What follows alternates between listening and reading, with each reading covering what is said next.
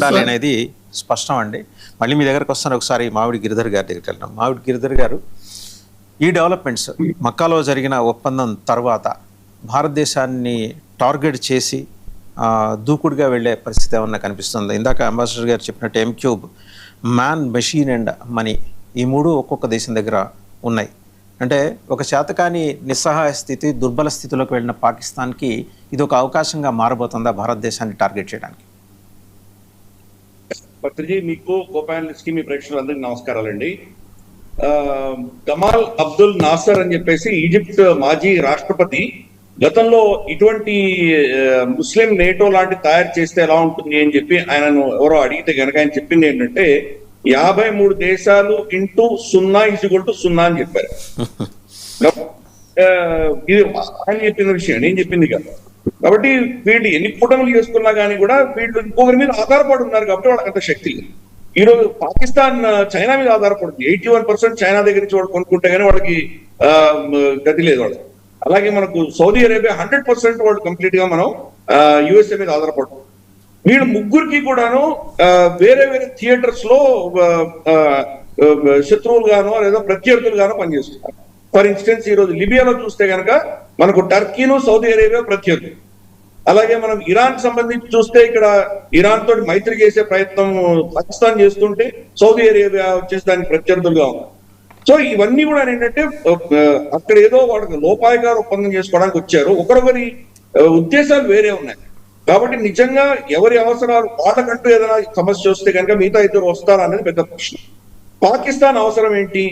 First పైసలు కావాలి. వాళ్ళు పైసలు లేని వాళ్ళు చాలా అష్ట కష్టాల్లో ఉన్నారు. కాబట్టి ఈ కూటమి వల్ల అందరి దగ్గర పైసలు అడుగుతారు. ఫస్ట్ అడిగేది అది పైసలు. రెండవది భారతదేశంతో వాళ్ళు ఏమైనా చేయడానికి కావాల్సినటువంటి ఒక సహాయం కోరుకుంటారు. 2 అంశాలే వాళ్ళకి కావాలి. పాకిస్తాన్ మన మీద అతి త్వరలో యుద్ధం చేయబోతోంది. యుద్ధం చేసి తీరాలి, వాళ్ళకి ఆప్షనే లేదు. మనం చూస్తే కనుక మనకు అసీం మునీర్ కి సంబంధించి మన 3 అంశాలు ఈ రోజు పాకిస్తాన్ లో మనకు స్పష్టంగా కనిపిస్తున్నాయి. మొట్టమొదటి అంశం ఏంటి? వాళ్ళ అంతర్గతమైనటువంటి సమస్యలు. బలూచిస్తాన్ కావచ్చు, మనకు ఖైబర్ పఖ్తూన్ఖ్వా కావచ్చు, POJK కావచ్చు, లేదా వాళ్ళ అంతర్గతమైనటువంటి వాళ్ళ ఆర్థిక సమస్యలు, ఆర్థిక వ్యవస్థ అంతా కుప్పకూడడం. వాళ్ళ మనకు ఇంటర్నల్ మినిస్టరే చాలా క్లియర్ గా చెప్పాడు, సిస్టమ్ అంతా కొలాప్స్ అయింది అని చెప్పాడు. కాబట్టి ఈ పరిస్థితులలో అంతర్గతమైన సమస్యలకు వాళ్ళకు ఉన్నటువంటి ఏకైక స్టాండర్డ్ ఆపరేటింగ్ ప్రొసీజర్ బాహ్య శత్రువుని ఎదుర్కోవడం. కాబట్టి భారతదేశం మీద అటాక్ చేసి తీరదు. రెండవది, చరిత్రలో మనం చూసాం, వాళ్ళు ఎప్పుడెప్పుడు అమెరికాకి దగ్గర అవుతారో అప్పుడు మన మీద దాడి చేస్తారు. కాబట్టి ఇది కూడా ఇప్పుడు మనకు కలిసి వచ్చింది వాళ్ళకు. మూడవది, ఈ కూటమి ఒకటి తయారైంది కాబట్టి ఈ 3 అంశాలు వాళ్ళకు ఉన్నాయి కాబట్టి మన మీద దాడి చేసి తీరుతారు. ఇది పాకిస్తాన్ యొక్క ఆలోచన. మరి సౌదీ అరేబియా ఆలోచన ఏంటి? వాళ్ళకి ఈ రోజు యమన్ లో ఉన్నటువంటి హౌతీలు వాళ్ళ షిప్పులను కొనికుండా ఆపేశారు. దాని నుంచి వాళ్ళకు నిష్పత్తి కావాలి. అది వాళ్ళకు ఉన్నటువంటి ఫస్ట్ సమస్య. అమెరికా వాళ్ళకి సాయం చేసే పరిస్థితిలో లేదు. అమెరికా దగ్గరే మనకు ఇంటర్సెప్టర్స్ కానీ వాళ్ళ దగ్గర అటాక్ చేసేటువంటి అస్త్రాలు అయిపోయినాయి, ఖర్చు అయిపోయినాయి. ఇన్ఫాక్ట్ యుద్ధం ఆపడానికి అదే కారణం, అంతకు మించి ఏమీ లేదు. కేబినెట్ మీటింగ్ లో వచ్చేసి పీట్ హెగ్సెట్ మీద బాగా విరుచుకుపడ్డాడు డొనాల్డ్ ట్రంప్ అని మనకు తెలుస్తోంది. అందరూ బ్లేమ్ గేమ్ మొదలైంది. ఇప్పుడు నువ్వు నాకు చెప్పాను, నన్ను మభ్య పెట్టావు, నువ్వు నాకు తప్పు ఇన్ఫర్మేషన్ ఇచ్చావని డొనాల్డ్ ట్రంప్ అంటే, పీట్ హెగ్సెట్ నాకు తెలియదు, నాకు కింద జూనియర్ వాడు నాకు తప్పు ఇచ్చాడని ఆయన అంటే, ఇలా వాళ్ళందరూ బ్లేమ్ గేమ్ లో ఇరుక్కున్నారు. ఇన్ఫాక్ట్ ఈవెన్ ఇజ్రాయెల్ లో కూడా వాళ్ళ మొసాడ్ లో ఉన్నటువంటి ఒక కీలకమైన ఆఫీసర్ ని వాళ్ళు సస్పెండ్ చేశారు. ఎందుకు? అసలు ఈ రెజ్యూమ్ చేంజ్ 24 గంటలు అయిపోతుంది మీరు చెప్పారు, మీరు మమ్మల్ని నమ్మి ఇద్దరు దిగా తప్పని తేలింది కాబట్టి నువ్వు చాలా తప్పు చేసావని. సో బ్లేమ్ గేమ్స్ మొదలైనాయి ఇక్కడంతా కూడా. సో సౌదీ అరేబియా యొక్క ముఖ్య ఉద్దేశం యమనీస్, హౌతీలకు వ్యతిరేకంగా వీళ్ళందరూ వస్తారన్నటువంటి ఆశ. 2, ఇజ్రాయెల్ తో ఈ రోజు దాకా వాళ్ళు అబ్రాహామిక్ అకౌంట్స్ చేసుకోలేదు కాబట్టి ఎప్పుడైనా ఇజ్రాయెల్ వాళ్ళ మీద ఏమైనా యాక్షన్ తీసుకుంటుందేమో భయం వాళ్ళలో ఉంది. ఎందుకంటే ఖతార్ లో హమాస్ ఆపరేటివ్స్ వాళ్ళు మధ్యవర్తిత్వం చేసి చర్చలు చేయడానికి హమాస్ ఆపరేటివ్స్ ఖతార్ పెడితే ఇజ్రాయెల్ అక్కడ ఖతార్ లో వాళ్ళని చంపింది. కాబట్టి అటువంటి పరిస్థితి వాళ్ళలో కూడా జరగచ్చు. ఫర్ ఇన్స్టెన్స్ ఇరాన్ లో ఎలాగైతే మనకు అలీ మొహమ్మద్ ఖమేనీ చంపేశారు, వాళ్ళ లీడర్ని చంపినట్టు, నేతృత్వాన్ని వైపౌట్ చేసినట్టు ఈ మనకు MBS వీళ్ళ కుటుంబాన్ని వైపౌట్ చేసినా ఆశ్చర్యపడక్కర్లేదు. ఇజ్రాయెల్ ఒకవేళ అటువంటి నిర్ణయం తీసుకుంటే వీళ్ళకి ప్రమాదం ఉంది. అంటే అంత గిరిధర్ గారు, అంత కఠినమైన నిర్ణయానికి ఇజ్రాయెల్ వచ్చే అవకాశం ఉందా? అంటే ఎంబీఎస్ని ఎలిమినేట్ చేద్దాం ఫిజికల్గా అనే ఆలోచన చేయొచ్చా, చేసే అవకాశం ఉందా? ఈ రోజు లేదు, రేపు రావచ్చు, మనకు తెలియదు. అందుకని అబ్రహాం అకార్డ్ లేదు కాబట్టి ఇజ్రాయెల్కి అందరూ ఎవ్రీబడి ఈజ్ గేమ్. వాళ్ళతో కలిసి వచ్చిన వాళ్ళతో సరే, కలిసి రాని వాడని వాళ్ళు మట్టు పట్టిస్తారు. 8 దేశాలను సర్వనాశనం చేశారు వాళ్ళు. Libya, Egypt, Lebanon, Syria, Ethiopia, మనకు ఈరోజు ఇరాన్, ఇలా మొత్తం ఆల్మోస్ట్ 7-8 దేశాలను నాశనం చేసుకుంటూ పెడుతున్నారు. ఆల్రెడీ ఈ ఎన్నికల్లో చర్చ ఇరాన్ మీద చర్చ లేదు, టర్కీ మీద చర్చ ఉంది. నెక్స్ట్ టార్గెట్ టర్కీ అంటున్నారు. ఇప్పుడు బెంజమిన్ నెతన్యాహు ఓడిపోతే కనుక రాబోయేటువంటి ప్రధానమంత్రి నఫ్తాలి బెనెట్ ఆల్రెడీ టర్కీని టార్గెట్ చేస్తున్నారు. కాబట్టి ఈ గేమ్ లో సౌదీ అరేబియా వాళ్ళకి మిత్ర దేశం ఏం కాదు. సౌదీ అరేబియా కూడా టార్గెట్ చేసినా ఆశ్చర్యపడక్కర్లేదు. ఈ భయం వాళ్ళలో ఉంది, చేస్తారా లేదా అని నేను చెప్పట్లేదు. మన సౌదీ కుటుంబంలో ఈ భయం ఉంది. రేపటి రోజు ఇజ్రాయెల్ మన మీద అటువంటి డీక్యాపిటేషన్ అటాక్ చేస్తే మన పరిస్థితి ఏంటి? అందుకని మనకు పాకిస్తాన్ న్యూక్లియర్ అంబ్రెల్లా కావాలి, మనకు టర్కీ యొక్క నేటో హస్తం కావాలి అని వాళ్ళు నిర్ణయించారు. వాళ్ళకు ఉన్నటువంటి 2 శత్రువులు, యమనీస్, హౌతీలు, తర్వాత ఇజ్రాయెల్. అది వాళ్ళు చూసుకుంటారు. టర్కీ పరిస్థితి ఏంటి?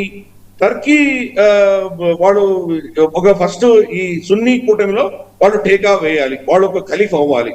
కాబట్టి మొత్తం ఈ కూటమిలో నేనే స్థానంలో ఉండాలి. 2, వీళ్ళు చేస్తున్నటువంటి అబ్రాహామిక్ అకార్డ్స్ కి కౌంటర్ అగ్రిమెంట్స్ మనం చేసుకోవాలి. 3, షియా దేశాలకు వ్యతిరేకంగా సున్నీ దేశాలకు కూటమి తయారవ్వాలి. దానికి నేను నేతృత్వం వహించాలి. అది టర్కీ యొక్క ఆశయం. ప్లస్ టర్కీ ఏంటంటే కనుక టర్కీకి తెలుసు ఈ రోజు కాకపోతే రేపు కాకపోతే ఎటువంటి ఏదో 4, 5, 6 సంవత్సరాల్లో ఇజ్రాయెల్ టర్కీని టార్గెట్ చేసి తీరుతుంది. నేటోలో ఉందా, నేటోలో లేదా, దానికి సమస్య లేదు. వీళ్ళు అయినా టార్గెట్ చేసి తీరుతారు. ఒక్కసారి వాళ్ళు ఆలోచన చేశారంటే కొన్ని సంవత్సరాలు పడుతుంది, బట్ టార్గెట్ చేసి తీరుతారు. పరిస్థితి సద్దాం హుసేన్ లేపడానికి వాళ్ళు ఒక కృత్రిమమైనటువంటి ఒక నెరేటివ్ క్రియేట్ చేశారు, ఇక్కడ వెపన్స్ ఆఫ్ మాస్ డిస్ట్రక్షన్స్ ఉన్నాయని. అలాగే ఇరాన్ టార్గెట్ చేయడానికి వీళ్ళు ఏదో న్యూక్లియర్ బాంబ్ వచ్చే వారంలో తయారు చేస్తున్నారని ఒక కృత్రిమంగా తయారు చేశారు. కాబట్టి వీళ్ళు ఒక ప్లాన్, పథకం ప్రకారం ఒక 5 ఏళ్ళు 6 ఏళ్లలో కొడతారు. కాబట్టి ఈ కూటములు అన్నీ ఉంటే కనుక కొంత నాకు సెక్యూరిటీ ఉంటుంది, అమెరికా నా రక్షణకి రాదు అని వీళ్ళందరూ నిర్ణయించారు. ఎందుకంటే ఇలా అట్టర్ ఫ్లాప్ అయిపోయారు. వీళ్ళు ఇరాన్ అటాక్స్ ఏం చేసిందంటే ఫస్ట్ బహ్రెయిన్, ఖతారు, తర్వాత మన కువైట్, యుఏఈ, ఇక్కడ ఉన్నటువంటి స్థావరాలన్నీ కొట్టారు. వీళ్ళు ఏం చేశారు, ఇక్కడ నుంచి దూరంగా తీసుకువెళ్ళి జార్డన్ లో పెట్టుకుంది. జార్డన్ నుంచి చాలా దూరం. సెకండ్ రౌండ్ ఆఫ్ అటాక్ మొన్న 13 రోజుల అటాక్ లో జార్డన్ మీద కొట్టారు. సో అమెరికా అక్కడి నుంచి మొత్తం గల్ఫ్ ప్రాంతం నుంచి వెళ్ళిపోవాల్సి వచ్చే పరిస్థితి. వాళ్ళ స్థావరాల్లో లేరు, వాడు 5 స్టార్ హోటల్లో కూర్చున్నారు వాళ్ళు. అందుకని ఆ పరిస్థితి అమెరికాకు ఉంది. కాబట్టి అమెరికా మన రక్షణకు రాదు అని నిర్ణయం చేసుకొని వీళ్ళు ఈ కూటమి పెట్టుకున్నారు. ఈ కూటమి నేను ఇందాక చెప్పినట్లు వీళ్ళందరూ కూడా ఎక్కడో బయట ఉన్నటువంటి శక్తుల మీద డిపెండ్ అయి ఉన్నారు. కాబట్టి వీళ్ళు నిజంగా ఏమీ చేయలేరు, చేసేటువంటి శక్తి పరిస్థితులు లేవు వీళ్ళకు. బట్ అమెరికా క్షీణించే కొద్దీ ఎవరో ఈ గ్యాప్ ని ఫిల్ చేస్తారు. ప్రస్తుతానికి ఇది ఒక అటెంప్ట్ జరిగింది. సౌదీ అరేబియా ఏంటంటే ఒక బెలూన్ వదిలింది అనుకుందాం, ట్రై చేస్తాం, ఇది ఈ కూటమి ఎలా వెళ్తుందో చూద్దామని ప్రయత్నం చేస్తున్నారు. దీనికి ప్రత్యామ్నాయంగా గల్ఫ్ జీసీసీలోనే యుఏఈ భారతదేశంతో ఇజ్రాయెల్ తోటి పెడుతుంది. కాబట్టి 2 కూటమిలు తయారైంది. ఇజ్రాయెల్ బహుశా రేపటి రోజు మనకు ఇథియోపియాలో సొమాలి ల్యాండ్ అని వాళ్ళు రికగ్నైజ్ చేసింది. సొమాలి ల్యాండ్ లో వాళ్ళు ఎటువంటి చర్యలు చేయబోతున్నారో తెలియదు మనకి. కాబట్టి నెక్స్ట్ కౌంటర్ అటాక్స్ ఏమవుతుందో తెలియదు మనకి. ఇది అవ్వంగానే ఈ మక్కా అకార్డు సంతకం అవ్వంగానే 24 గంటల లోపలే బెంజమిన్ నెతన్యాహు మన ప్రధానమంత్రి మోదీ గారికి ఫోన్ చేసింది. సో ఇది చాలా కీలకమైన డెవలప్మెంట్. ఎందుకంటే దీన్ని ఎలా కౌంటర్ చేయాలని ఆల్రెడీ పవర్ జరుపుతున్నారు వీళ్ళందరూ కూడా. ప్లస్ మనం అగ్ని-4 టెస్ట్ చేసాం, జస్ట్ 4 రోజులు టెస్ట్ చేసి ఈ అకార్డు సంతకం పెట్టడానికి జస్ట్ 2 రోజులు టెస్ట్ చేసాం. టెస్ట్ చేస్తే ఏమియన్ అని చెప్పేసి ఒక హ్యాండిల్, చాలా పాపులర్ హ్యాండిల్ ఎక్స్ లో, అతను దీని పరిధి ఎంతవరకు ఉంటుంది అని ఒక మ్యాప్ పెట్టాడు. ఆ మ్యాప్ లో ఈ యొక్క మిసైల్ యొక్క రీచ్ అన్నది టర్కీ మొత్తం కవర్ చేస్తుంది. మన దేశంలో చర్చ లేదు కానీ టర్కీలో చర్చ మొదలైంది. మనకు భారతదేశం నుండి అడ్వర్సరీ రేపు పాకిస్తాన్ వాళ్ళకి యుద్ధం జరిగితే కానీ మన మీద కూడా టార్గెట్ చేస్తారు. ఎందుకంటే గతంలో ఆల్రెడీ మనం అర్మేనియాకి మన అస్త్రాలు ఇస్తున్నాము, ఇప్పుడు కూడా ఇస్తున్నాము, గ్రీస్ కి ఇస్తున్నాము, మనం సైప్రస్ ని మనం సపోర్ట్ చేస్తున్నాము, టర్కీని సరౌండ్ చేస్తున్నాం. కాబట్టి టర్కీ మీద భారతదేశం కూడా టార్గెట్ చేస్తుందని వాళ్ళకి భయం పడుతుంది.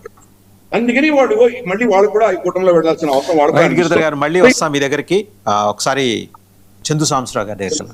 చందు సాంబశివరావు గారు, ఎంబీఎస్ హత్యకి ఫిజికల్గా ఎలిమినేట్ చేయడానికి ఎంబీఎస్ని, సౌదీ ప్రిన్స్ని ఒకవేళ ఇజ్రాయెల్ ప్రయత్నిస్తే కనుక ఇస్లామిక్ నేషన్స్ కన్సాలిడేట్ అయ్యి ఒక్క తాటి మీదకి వచ్చే సూచన ఏమన్నా కనిపిస్తుందా?